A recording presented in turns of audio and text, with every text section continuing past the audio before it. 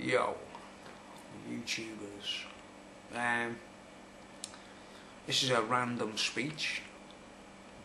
Just to I just want to clear some things up. I'm thinking of closing my channel down soon, right? And count down, because I suspect certain individuals on my channel who are pretending to be friends and stuff, but they seem to be like up to no good, you know. I don't know, like trying to put an illness into me or some kind of witchcraft or something going on, like, do you know what I mean? I've had it a few times off various people on YouTube, and I thought, like, you know, yeah, let your yes be yes and your no be no, guys, you know what I mean? If you got anything against me or you don't like me, just say so, and just, you know, put on your channel, you know, I hate that King Bruno de Gaulle, he's blah blah blah, he's this and that, whatever you got to say, you know, let your yes be yes and no be no. Don't be going onto YouTube pretending, like, you know, because I actually suss people out. I know I can read people's minds and all the rest of it, yeah. So you know what I'm saying, like, anyone out there who's got anything in for me, like, you know, and they're just using YouTube to try and get at me, like, spit it out, you know what I mean? Anyway, this subject is about the beast, basically. A lot of confusion out there where, you know, Christians, theologians, heavy duty Bible bashers, right? They've all got it in their heads that the beast is some kind of human being, right? And I've put a video on my channel about a mushroom trip I had where I actually encountered the beast for myself, saw it, you know, the beast that is and was and is no more, but yet is, you know, in certain, depending on who you are and your position or your standpoint. It's the way, you know, God intends. Certain people need to see certain things to understand. 2 witnesses, 2 lampstands and so forth, yeah. You know, the beast that batters the 2 witnesses. Do you think it's a man? Do you think it's a guy, like with a suit and tie on or something? Or a fella that looks like Obama or whatever, that does this act, you know, that can't be beaten in battle and all the rest of it, that, you know, batters the 2 witnesses, and then, you know. Well, of course, anyone out there who's a skeptic of the Bible, like, they wouldn't understand that's actually real, you see, the reality of it, like. So, what I'm trying to say to you guys is, I mean, the other thing is, people keep on going on about Apollo, and mixing up the Apollo and all that business with, you know, with Abaddon, with the beast, Apollyon. Right, now, I don't know, I mean, I studied literature, I studied art, and I studied, you know, certain things, poetry and all those things, and I know that you have to have a degree of eloquence to understand these things, don't you? Or, you know, you don't have to be a snob, you don't have to be a hooray Henry, you don't have to be a millionaire to have a kind of, you know, bit of understanding of the art world. Like, you know, I don't know how many people out there understand Banksy, for example. Right, you know, I think he's a fantastic artist, and he, you know, deserves the credit he gets and everything. But you don't have to be like from a university or the Royal College or whatever of arts and to understand these things, if you know what I'm saying. You can be like the most down-to-earth bum on the planet and still have a knowledge of what, you know, what art is and stuff, right? And the entity, like, I don't believe there's any such things as gods, right? I've done all my studies, I've, you know, read the Iliad and all those kinds of things, yeah, and looked into Greek history, Roman history, blah blah blah, just sorting out the differences between all the different cultures. And what I refer to in the Greek sense with the patrons of Olympus or whatever, and they were gods, you know what I mean? Because I've learned in the whole learning curve that there's only one God. It's not Zeus, you know what I mean? It's not Apollo, etc, etc. It's an entity that, you know, no one can really put the finger on it. It's still a mystery, isn't it? Hasn't been photographed, hasn't been filmed, but there's enough of us out there who will say, oh, this entity called God saved me and healed me, or changed my life, or showed me things I never, you know what I mean? There's enough witnesses out there who will testify to there being a real God, whatever we call him, whatever, you know, some people have different words for him and all that, yeah. But we're usually decent folks, or, you know, law-abiding citizens, or that kind of thing, if we kind of hold it in high regard, right? Now, I'm not saying I don't break the law from time to time, because, like, you know, I'm not a rich guy, I'm quite a, you know, below the poverty line, so I will take things here and there, like, say if I could walk into a bank and I could get away with going up to the cash machine in a bank and take like, you know, £10,000 or £100,000 from the corporates we call banks and walk out of the building and no one sees it, I would do it. Do you understand? And then I'd go and give it to people and buy them food or whatever and that kind of stuff. Do you understand what I'm saying? You know, I would do that, like. So that's like, you know, does that make me a thief? Or does that make me a charity? You know what I mean? Taken from rich folks and given to poor folks, if you know what I'm saying. Like, right. So we've got this thing, right, where we're saying Apollo, right? Now, Apollo, it was a patron, right? And note I'm saying patron, not God, right? Apollo in the ancient text or whatever was a patron of dance, poetry, art, medicine, eloquence. What was the other ones? You know, all these like arty, eloquent things, right? Now, I know there was a Helios out there, like the Roman equivalent of Apollo, who's like, anything the Romans did is a pile of crap, isn't it? Because they're all evil, they're all sinister, they think they're eloquent, but they're not. They're a bit like Gordon Ramsay, you know, the chef on the telly, like who, you know, you know, that's an example of a sort of Roman way, you know, where like, if the steak's underdone or overdone, he throws it in the bin. He doesn't think of giving it to charity or whatever, like, or saying, oh, there might be some tramps outside and they need a meal, like, throw that in the bin. That's the Roman way. That's what they like. They waste things on purpose. They don't want to give nothing away. And, you know, unless you lick the boots or you're in on the, you know, you're in on it, like you're rich yourself and all the rest of it, right?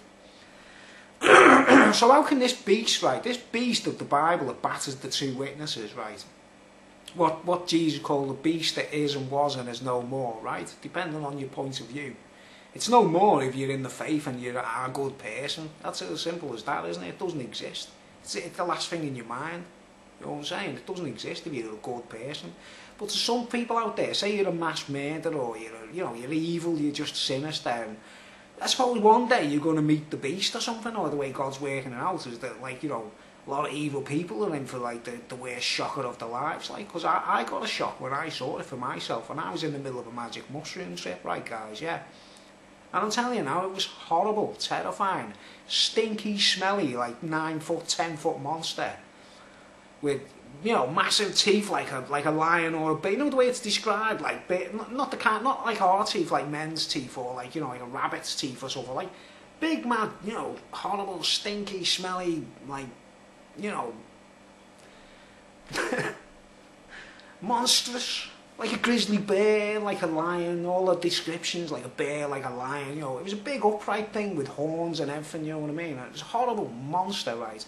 How can that be the Apollo of which, in brackets, in inverted commas, the patron of eloquence, poetry, dance?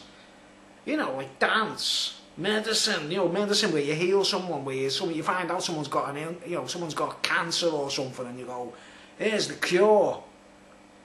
How could a monster, the beast we're talking about, be the same being or creature? How can Apollyon be the same thing as this being or this patron from ancient Greece that was meant to be like, you know, like the patron of dance and music and art and eloquence and medicine and all these goody things that we all know when we get into these things ourselves or practice them ourselves, say we're in a band or we do anything that's, we know it's fun, you know, or painting or any kind of, you know, artistic pleasures and artistic leisures, whether you're doing it for money or not. How many people sit down and enjoy drawing, painting, embroidery or whatever, or writing their own poems and stuff like that, right? Well, there's a difference between doing those things for profit or being part of the record business and all that kind of stuff, right? So I cleared that up where I'm saying, how can it be the same creature, guys, right? How can it be the same thing? You know, you all kind of get like going mad on. And remember, there's statues out there, right, of this entity we call Apollo or Helios and all that, right? Every statue is different. Every statue is totally different. They've all got different faces and different bodies and different physiques or different stature or different looks, you know what I mean? So how can it all be the same thing or the original thing? They're just statues, guys. You know what I mean? Get into your heads. They're just carvings, like statues and all that, yeah. Right. Another thing is, right, the beast we're talking about, right, in the Bible, in the biblical sense, this monster, this animal, right, which I have seen it. I've seen it, right, and it was horrible. And I've seen other things as well. It wasn't just, you know, I don't want to go into detail on YouTube. I'd rather just be sitting in a room with people if people were prepared to wanted to know what I've got to say, right. If they asked questions, I'd answer them, right. And not many people do that on my posts or under my videos. I don't get many questions out like that. And the sensible guys out there who do give me a thumbs up or say my vid was okay, like, they obviously know enough themselves to know what I'm talking about, if you know what I mean. But anyone's got any arguments with me, guys, out there, there's a thing down there, you know, you just post a question and have an argument with me, like, you know what I mean. Right. Now, in the Second World War, right, I read this book, it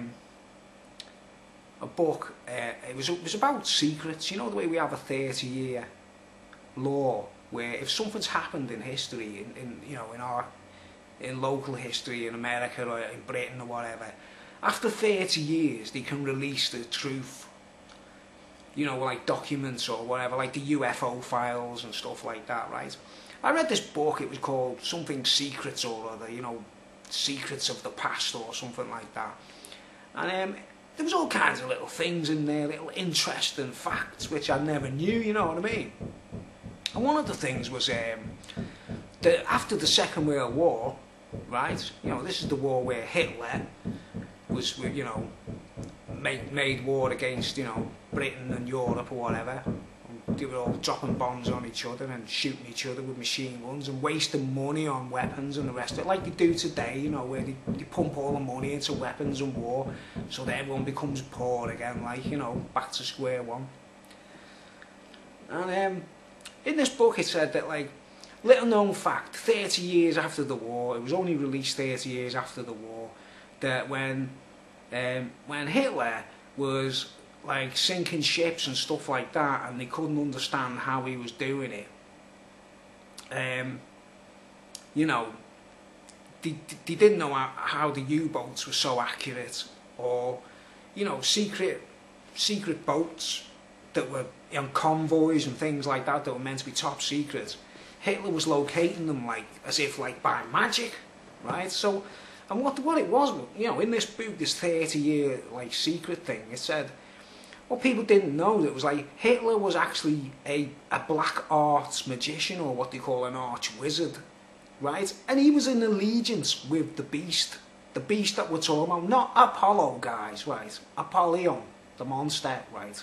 From the bottomless pit, right?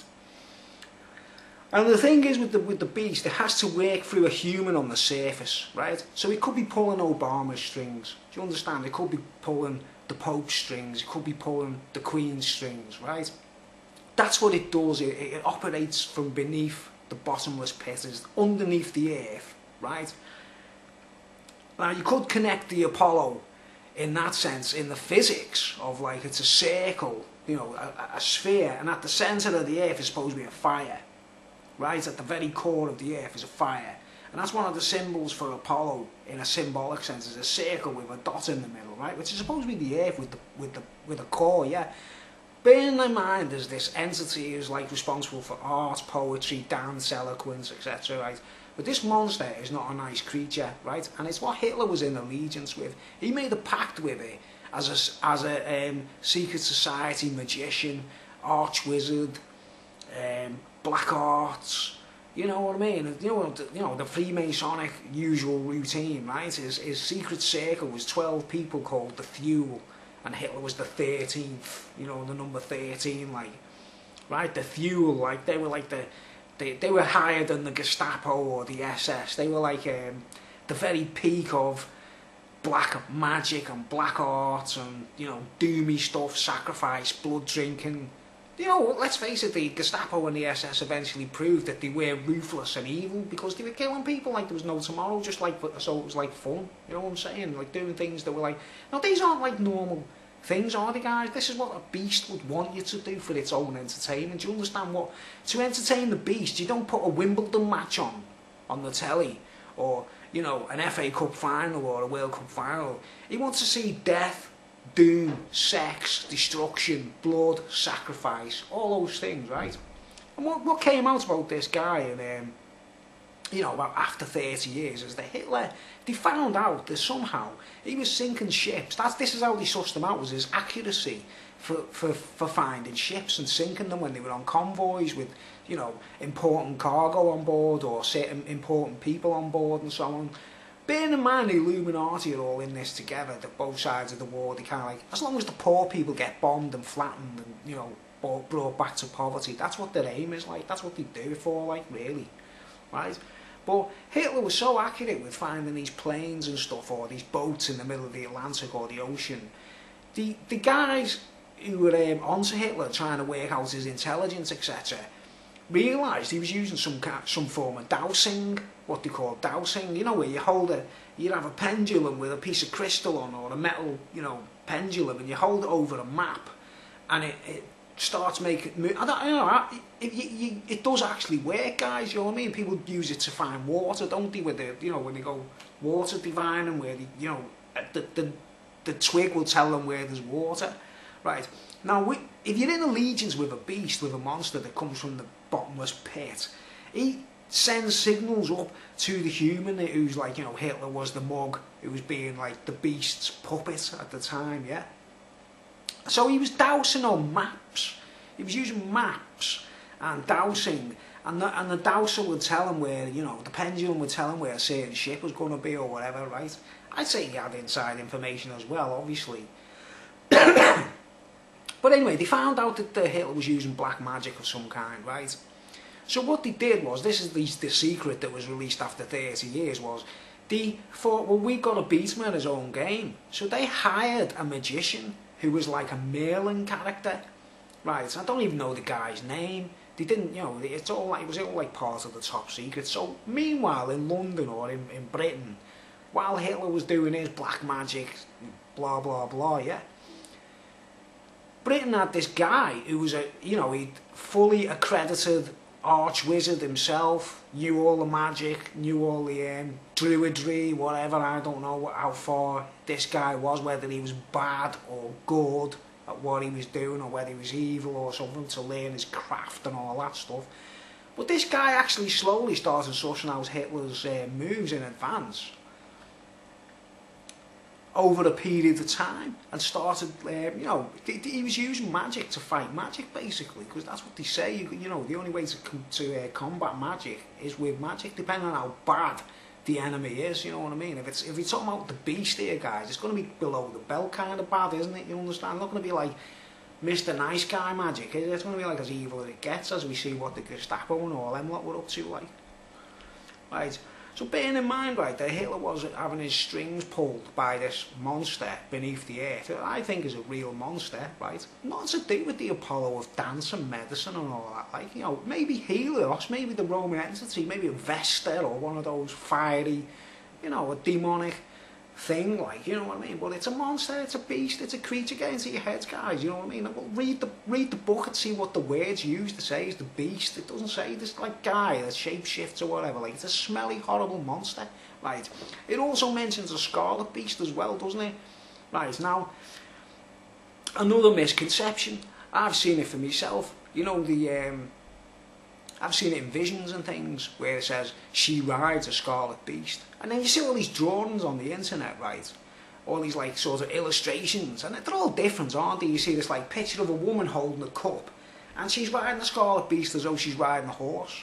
You know what I'm saying? Like, what? It should be like, it'll either be a dragon kind of creature, or it'll be a creature with like 10 heads or whatever. You know, like the way that artists are perceiving it, so that's the way they paint it. You check all the different images of it, guys, they're all different, aren't they? So none of them can be all right at the same time, can they? How can they be based on real vision if they don't all look the same, the picture? Like the Madonna and Child pictures or whatever, you know, what I've spoken of in earlier videos, where, you know, how can a painting be genuine or based on vision if it's not the same, if all the paintings are different?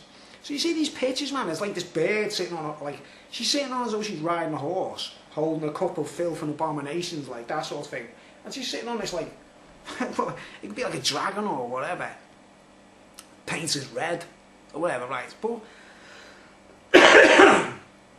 the riding, right, It's a metaphor for sex. Do you not understand that, guys? It's a metaphor for sex. I saw a vision of it myself. I actually had this vision of like this woman sitting on top of this creature with, you know, big horns. He looked like the thing, you know, the film Legend. That's the Scarlet Beast. You see, there's the beast from the bottomless pit, which is the big, black, smelly, stinky, you know, it's sort of like a gorilla, but disgusting, you know what I mean? Scarlet Beast. You got like, it's like Pan, you know, and it goes down in levels where there's Pan, you know, Pan, the flipping, the horned god. It's a bit like a, you know, the horn with the fawn with the horn, with his goatee legs and that, like. These are actual creatures, guys. These are supernatural creatures. They're like, they stay out of sight. They'll never be on the screen or be seen on television. They have to use humans like puppets, right? And I saw a vision of this Scarlet Beast with big horns, just like the one in Legend. You know, the film Legend, the Ridley Scott film, Ridley Scott movie. And she was sitting on it, giving it, you know, like say, you know, I have watched a few blueies, you know, guys, you know what I mean? I'm a normal guy, like, but you know when you see in a blue movie, like, where the chick's going, you know, getting off on it, like, you know what I mean? That's what I saw. That's what the Lord showed me. He was like, what do you see, Bruce? And I was like, I see a chick and she's getting off on this creature, like, having sex with it by the looks of it, like, and it's, you know, and it was like, you know, he was like, sort of like, you know, like disgustingly perverse and, you know, not normal, if you know what I mean. That's what you expect the Scarlet Beast to be, isn't it? You know what I mean? But she's getting off on it, like, and then so that's one vision I saw where it was like, she rides a Scarlet Beast, right? And you watch the film Legend, at the beginning of it, you see where he's got like this orgy going on in front of him. It's not graphic because it was aimed at a sort of limited age group audience, you know, so like younger people can watch it. It doesn't, you know, you don't see the orgy in graphic detail, whatever. But he's sitting in his throne, the Scarlet one, like, and he's like, "Ugh, I'm so bored." Do you understand? He's got to the point where everyone's like cavorting, lying on like couches in front of him, and we're all having like this orgy and everything, yeah. And he's like, "Oh, I'm so bored watching all of this. I need something new." Right, so it's like, and which brings us to this legend, right? This legend. The film's called Legend, remember? And the legend is where he's like, he wants to catch a unicorn. Now that's metaphor, right? Like, remember what Jezebel used to do with her slaves? She'd turn them into a eunuch. You know, and what they do is they make them randy so that they get a bonk on, you know, an erection, yeah? You know, make sure the penis goes, and then they somehow chop it off instantly, or they, you know what I mean? Right, so that's what you call a eunuch, isn't it? Right, the eunuch has got the horn, right? He gets his erection, right? You know, his testosterone kicks in and he gets a bonk on, and then they somehow chop it off. I don't know whether they do it with a blade, or, you know, with some kind of device or something, like, you know. But we all know that Jezebel had these guys standing around who were all called eunuchs, and they didn't have the tongue, so they couldn't talk anymore about the secrets they were seeing, and they couldn't have sex anymore because they'd had their, you know, they'd had their penis chopped off, basically, the phallus chopped off, right? Right, so you got a unicorn, right? You know, unicorn, right? Now, this is what the Scarlet Beast does. The Scarlet Beast sends out this, you know, this gorgeous chick out. You know, your butter wouldn't melt in her mouth. She's beautiful, right? You know, she's like, oh, she's the beautiful little lady in the forest, like, right? And then the nice guy comes on, Mr. Nice Guy, who's the prospect eunuch, if you know what I mean, right? He's you know, like the way we all are when we're like 18 or 20 years old or 25, depending on our age and our experience. Most of us are innocent, you know what I mean? I know I was quite innocent. I'd seen a few things in, like, you know, movies and all that kind of stuff, but I was quite an innocent guy, you know what I mean? I wasn't like going around having orgies and you know, banging women left, right and centre. And as I grew up, I was quite, like, sort of limited and all that, yeah, because I had like wind-ups in my relationships, yeah. But along comes this woman and she's like the most beautiful girl in the world, butter wouldn't melt in her mouth, talks like a lady, the rest of it, yeah. And we fall in love, right? And then, before you know it, she's handing you over to the Scarlet One. This is, I'm not saying it happened to me personally, like, but that's the way, that's the legend, like, and we're Mr. Innocent, remember, we're like, she could be a whore that had been like dancing in striptease clubs or something for all we know, do you know what I mean? We wouldn't really want to know, we wouldn't ask them and say, you know, with the, like, the butter wouldn't melt in the mouths, the beautiful lady of our dreams, like, you know, woo, she's the most beautiful woman in the world and nothing can touch her, you know. But you find out she was dancing in strip clubs or whatever, like on vibrators and things, like in front of people for money, like, or dildos and stuff, like, it's a different, like, perspective, isn't it? Do you understand? But the Scarlet Beast is in the background, like, puts it in the front of what's going on. And, you know, the innocent guy is led on, it's like, yeah, we're going to get married, we're going to get engaged and all that, like, and you're in love, and you know what, you know what's like, guys, I don't know about you guys, you know what I mean, but when you're in love, you're like blind, you're sort of like kind of, you know, it's not, you know, if it's not the right relationship, you know what I mean, you're sort of like, you know, but you could fall in love with these birds, like, and they could be the devil's tool, like on the tarot card, you know what I mean, the way he's got like a woman to seduce the men, and a man to seduce the women. And they're both bisexual as well, like, you know what I mean? They both, you know, swing both ways for their own entertainment, like. Because that's what the Beast wants, or the Scarlet Beast wants. He's bored with seeing, you know, love and romance and all that. Like, he wants to see, like, you know, murder, orgies, all the rest of it, like. So, I've had an experience, right, where I was, like, with a chick, like, and we were giving it, you know, going at it, like, full, you know, she was on top and I was, like, you know, don't want to get big graphic, like, but she nearly snapped me phallus off, guys. Do you know what I mean? She did this thing with her hips. I mean, I don't know if you ever seen a James Bond movie. There's a James Bond movie out there, one of the older ones, and this Russian bird, she's banging a fella, and to kill him, she doesn't shoot him or stab him. She does this thing where she crosses her legs while she's having sex with him, and he goes until he dies.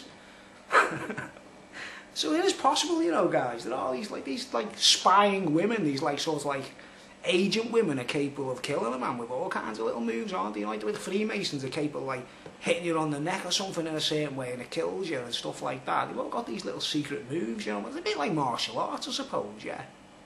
But anyway, I've actually been in a night of passion, like with a chick, right, where, you know, she's like that giving it beans, like, and I'm like, wait, woo. Next thing, she does this sudden move with her hips, man. She went, you know, as if she was trying to snap the horn off the unicorn, if you know what I mean. And I'm telling you now, guys, my reflexes weren't so good. My reaction wasn't so fast, because I don't know, I just kind of like moved really fast to sort of avoid anything serious, like, but I was in full bloom, if you know what I'm saying. And if it had snapped, it'd have been my life over with. I'd have had to go to hospital and have a vagina. A designer vagina made for me, like, you know what I mean? It would have been all over. But if you bear in mind that there could be a Scarlet Beast in the background who's saying, like, snap the unicorn's horn and make him into a eunuch. You know, these things still go on in the Freemasonic circles, obviously. I don't know if anyone else out there has had a similar experience, you know what I mean? But that's another angle, right? That's the Scarlet Beast and his unicorn legend, yeah, right? Just an innocent guy, that's what the unicorn is, the innocent guy, like, who's like green as the hills, has never, you know, hardly ever been into a strip clubs and, you know, seedy orgies or anything like that, you know what I mean? Just, you know, just a normal guy, like. And then I've got another aspect about it, right? You know the beast, right, so we were talking about earlier, right? The beast who Hitler was worshipping, he was in allegiance with, he was worshipping it. They called it God. The Nazis called the beast God. So there is a misleading fact out there, right? The real God is not, you know, the real God is a God of peace, love, forgiveness, love and kindness, all that. We all know that, right? Obviously the beast isn't like that, is he? If he was behind the SS and all that kind of stuff. And the way I see it, right, is, you know the way they build churches and big temples, or like the Vatican and places like that, on what they call ley lines, right? It's not ley lines, it's tunnels. It's openings to tunnels. And bearing in mind that the Lord tells us, you know, our God, our Lord God Almighty, right, the Creator, He tells us the truth from day in, day out, He tells us the truth, right? Underneath the Vatican there's a load of tunnels. Everyone knows that there's a load of tunnels, but the people know that those tunnels can go so deep Because this beast wasn't born on the surface of the earth, guys. He was born deep down. He was created. I think it's like elements of fire, sulfur, all those smelly, fiery, smelly, sulphurous kind of things. What dragons and that kind of stuff come from? You know, Dungeons and Dragons and all that. Yeah. I assume this creature was created in the middle of the earth, or really deep down, what God calls the bottomless pit, right? It's got to be bottomless, because for the size of a human, we're only tiny, right? We're little dots on the surface of the earth. If we wanted to go for a walk right down to the centre of the earth, it'd take a long time, wouldn't it? It'd be a lot of tunnels to cover, a lot of space to go through. And what it is like is they're meeting us halfway. The beast and his legion of dark angels are emerging from down there, and we come from the light. We go down from up. Do you understand? From the light downwards. They love the darkness. They're like cockroaches. If you turn the light on, they'll run away. You know what I mean? Like some creatures, if you shine a light on them, they'll run as fast as they can. Right. So you've got to imagine this beast and his legion of dark angels emerging from the deep part, you know, from the bottomless pit. They're making their way up slowly throughout history. This is why it's such a slow exercise, the New World Order and all that. This is why it's taken so long, because they've been trying to make sure they can reach the surface of the earth, cover the whole surface from down there. You know, they've been working from down there. And I reckon, like say, under the Vatican, there's a big tunnel that goes right down to near the centre. I'm not saying it goes to the centre of the earth, but it goes very deep, right? And on the surface of the earth, it's miles, isn't it? Say if I wanted to go from Italy to London, say I wanted to go from the Vatican to London, right? We know they just so happen to have put obelisks. There's an obelisk in St. Peter's Square in the Vatican. There's a Cleopatra's Needle in London, right? And say if I was like on the surface, I've got to cross the Channel, for starters. That's quite a long way. If I walked from Italy all the way to London, it's impossible, basically. You've got to get on an aeroplane, haven't you, or you know, the Channel Tunnel or something, and some kind of travel, some kind of taxis, you know what I mean, trains or whatever. But the beast and his legions, they're so far down that the mileage is a lot less. Do you know what I mean? And the nearer to the core of the earth you are, the nearer all the countries are above you. Do you know what I mean? So you go from like go in a tunnel, an elevator of some kind, down to below the Vatican, and then it'll be like this little train ride, or underground train ride, or a little walk or something, like to get to London. It might be a bit of a marathon walk, you know what I mean? But like to get to London from Italy, yeah. That's only like close to the core of the earth, though. You get me? On the surface, it's all the usual miles we're used to, you know, airplanes and stuff like. And then they get to like the point where it's directly beneath London, where like Westminster Abbey or Buckingham Palace is, and it's the elevator again, and woo, to the surface. That's how I believe the beast moves around under the earth, you understand? And, you know, when there's a coronation happening, when the Queen's sitting there having a crown put on her head, underneath is the beast sitting there on his chair, having a crown put on his head. When a Pope's being crowned, you know, Pontiff of Italy or whatever, Pontiff of the Vatican, the Pope's sitting on a throne and all these guys are putting a thing on his head and he's sitting there like that. Underneath is the beast sitting there going, and I'm the beast of this place as well, getting his crown put on his head. And so on, all the areas of the earth, right? It's covering the whole planet, all the continents, you know what I mean? What they call a New World Order is the completion of when that creature gets crowned in every country. You know what I mean? His puppets at the top. He's got the president in America, you know. He's got the Queen in Britain, or Prince William, or you know, Prince William, and he's got the Pope in Italy, and so on and so on, all around the world, all around the earth, all around the continents. Like the Mayans in you know, South America were quite into sacrifice and cutting people's hearts out and that kind of stuff, right?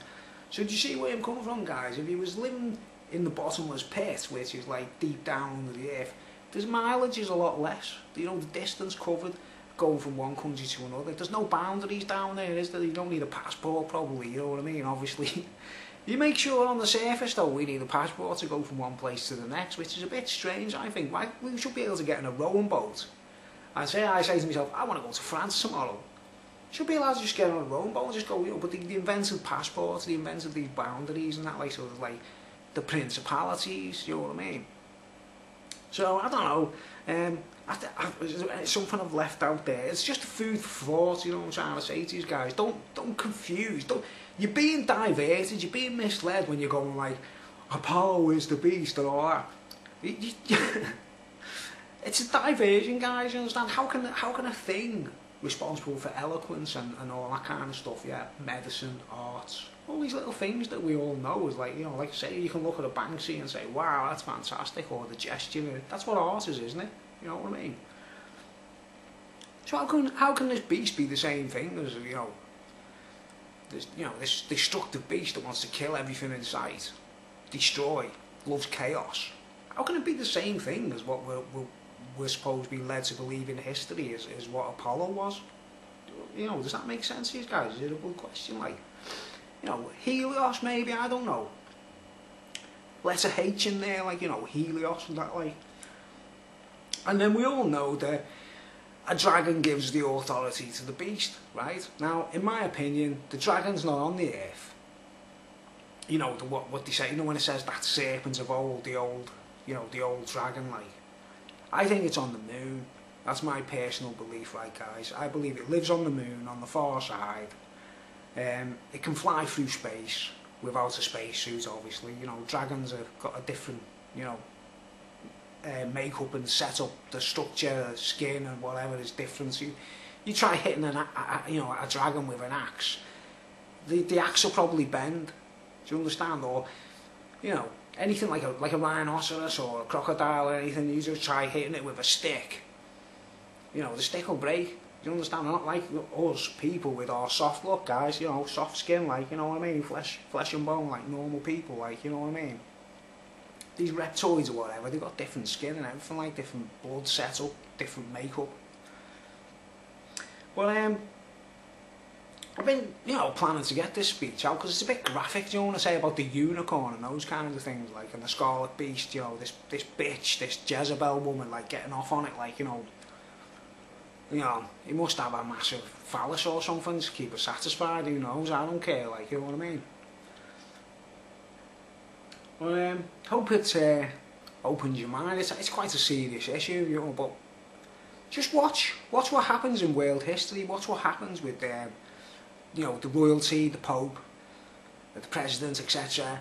And just think about that creature. I mean, I'll probably get all kinds of grief after putting this video up, you know what I mean, if I do put it up, like, because I'm telling so much truth, and things that people don't want to talk about, or people haven't thought about, you know, but Hitler was in allegiance with the beast. If you don't believe me on that, check out a plane that Hitler used, you know, the Battle of Britain, which we won.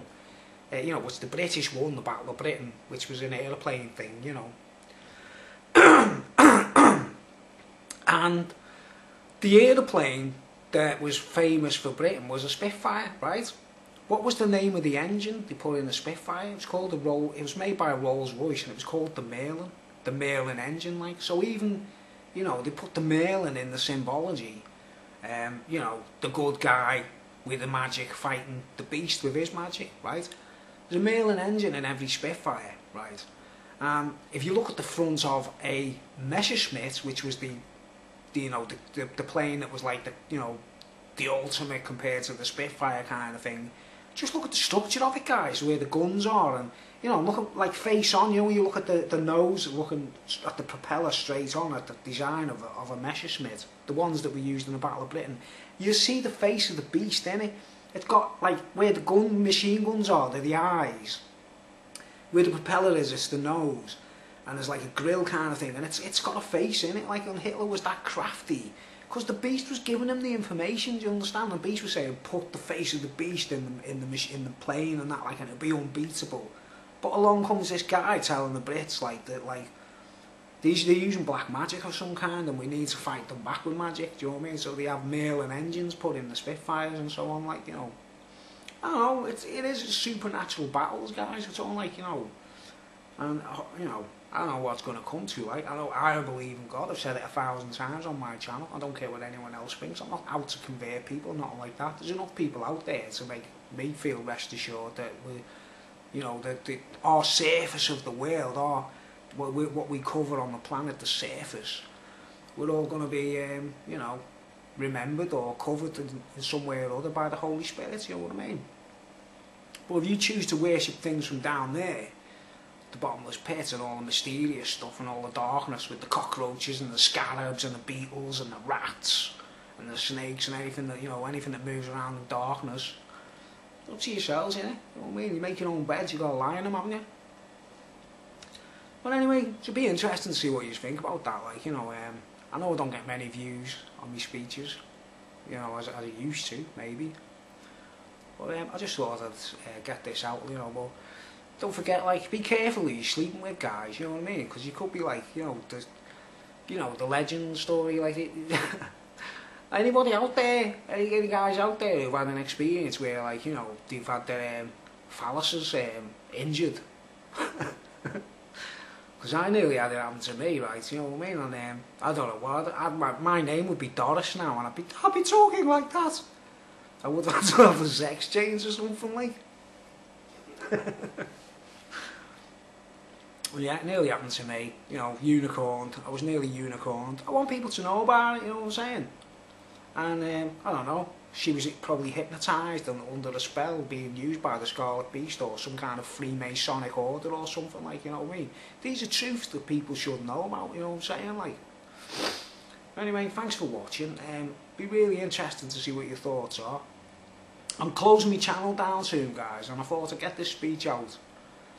I might be doing the one about drugs soon, and you know, finishing, because this all ties in with it as well, you see, because drugs is a major, you know, slave sort of thing, you know, it's what makes women into prostitutes, makes men into slaves, and all the rest of it, you know, it makes people do things they wouldn't normally do, you know, and that's the whole point of my drug speech, what I'm getting at with that, like, and the different substances and the way they work on people and that, like, and how the entities from down there are being used and all that. You know, think about the Mayans and all the rest of it, like the film Apocalypto. It's all about drugs, you know what I mean? It's all about, like, the difference between, the, you know, the good tribe are still eating the coca leaf, like, in the, you know, they just chew the coca leaf. And the evil dudes have already got wise to making, you know, the white stuff, like, the, you know, the solid rocky stuff, like, you know what I mean? Rock pyramids and all the rest of it, like, you know. Okay.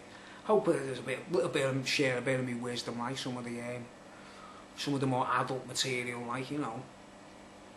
I don't know if it opens doors in people's minds, like, but you know, thanks for watching anyway. And if I close my channel down soon, guys, I'll be notifying anyone I still respect, or you know, who's impressed me on my channel, sending me good messages and kind messages with no tricks and no slimy little, you know, shifty little undercurrents, agent moves and that. I'll get onto you from my new channel if I leave it open, you know, because I'm sacking YouTube, I'm getting bored with it all. It's all kind of like, you know, too much suspicion in the air, you know what I mean? It's the things, I'm like, I feel like I'm being accused, do you know what I mean? I'm doing good work, I'm telling the truth, you know what I mean? But I mean, thanks for watching.